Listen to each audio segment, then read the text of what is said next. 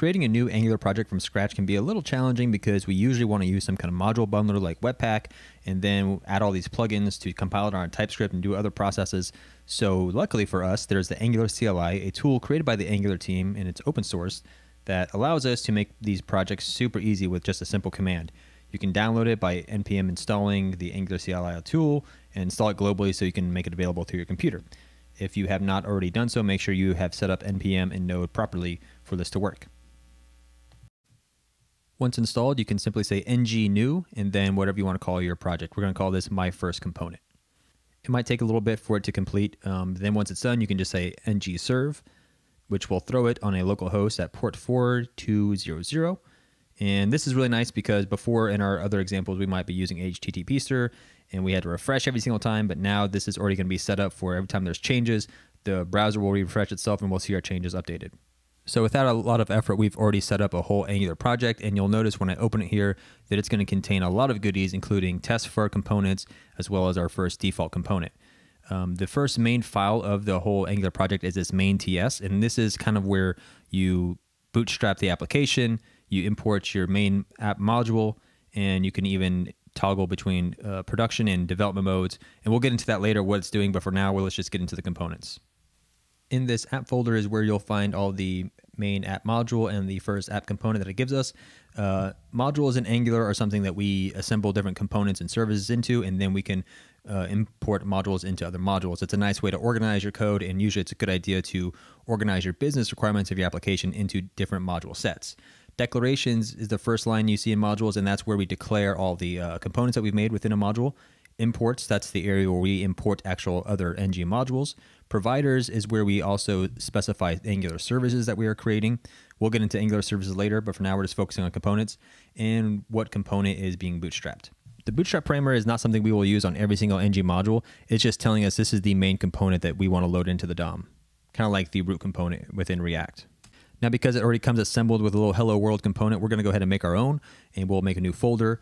We'll call it favorite sports. We'll mimic the sports application that we made in React, and it's usually a good idea to make a new directory for each component because they're going to house template files and a TypeScript file and maybe a test file. So we'll put that in a new folder. And it's a good idea to put component in within the name so you can easily identify what that file is or what that code is. And we'll also go ahead and make a new template file here. And it's just straight HTML. There is no JSX in Angular. We use HTML. So now we have a component file, and we'll have to import the component from the Angular library. And it's the core piece of the Angular code because Angular actually ships with different pieces of the Angular framework. So if you're not using a certain thing, you don't really need to include it within your build. And we'll use a decorator at component, and we'll put selector favorite sports because that's the tag that we'll use when we want to use it within other components. We'll point it to the template file we just created, the favorite sports.component.html file. And you can also say style URLs, and that's any kind of, obviously styles that you want to include. You can include multiple, that's why it's an array. We're not going to use any styles here, so we'll just leave it blank. And then right underneath that component decorator, we'll say export class, favorite sports, and just open it up like that.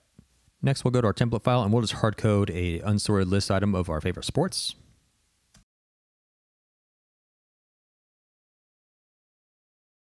And then we'll go back to our main app component file, and we'll use the new tag favorite sports, and we'll see if that renders.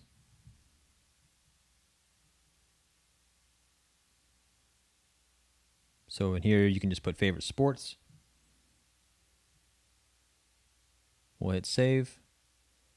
And something's broken now. So what's going on? Let's take a look at the console and see what error we're getting. So if we read this, it says favorite sports is not a known element. If favorite sports is an Angular component, then verify it is part of this module. So what we failed to do here is we set up the component correctly, but we just did not tell the module that, hey, we have this new component, favorite sports, that's part of you. So if you go to the main module, you can see app component is already in the declarations. So all we need to do is import that favorite sports component and then put it in the declarations array.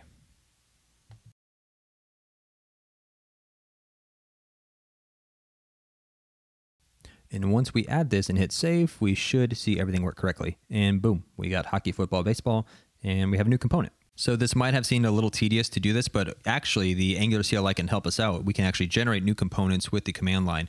So we can just say ng component, and then the name of our component.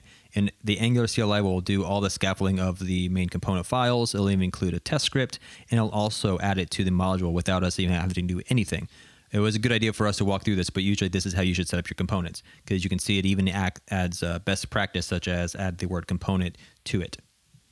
And if we go to the actual component, it even is including the on init, because that's usually a function we're going to use every time. We'll get into that later, but you can already see it's making a new template for us. So we can already go into our app component and put in our new available sports component. And if we hit save, something's broken again. So what's going on here? Well, the thing is, because the Angular CLI is using best practices, it's using a prefix on our new component. And you'll notice that it said app available sports. So in Angular, usually it's a good idea to prefix your components with some kind of identifier that will let you know that it is your component. So usually if you have a company name, like fake company, we'll put FC available sports, and you'll notice when we fix the app available sports, it renders correctly. But it's a good idea because when you're using a lot of third-party modules and components, it's good to identify what your component is and maybe what a third-party component is.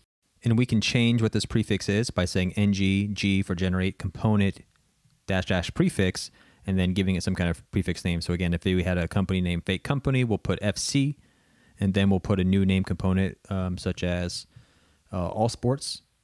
And when it generates, we'll notice that it has this FC prefix versus the app. And so this is a way, again, you can identify the own components that you guys create within your organization. FC all sports.